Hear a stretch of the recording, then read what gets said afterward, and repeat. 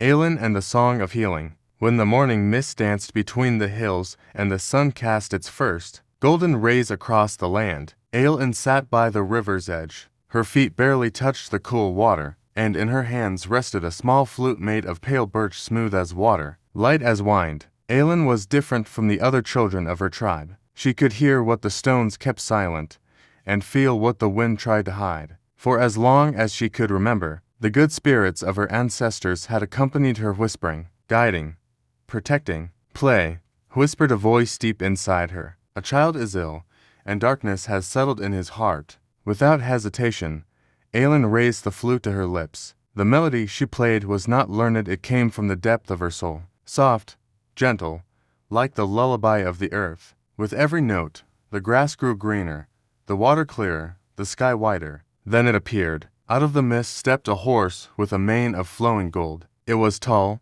almost shimmering, and its eyes looked at Aelin as if it had known her for many lifetimes. Climb on, whispered a voice not from the horse's mouth, but directly into Aelin's heart. Time is short. Aelin did not hesitate. She kept the flute in her hand as she climbed onto the horse's back. Together, they rode through the forest, through wind and time, until they reached the hut of the sick boy. Inside, it was silent. The boy's mother wept. The child barely breathed. Aelin entered, sat by his bed, and took a second flute from her pouch, this one carved from alpaca bone, a gift from her grandmother. She played. The room filled with a light that did not come from the sun. A warm breeze moved through it, though no window was open. The good spirits appeared, silver beings, gentle and calm. They placed their hands on the boy, and with every note Aelin played, the sickness faded, dissolving like mist in morning light. When the last note faded, the boy opened his eyes. He smiled softly. Aelin bowed slightly,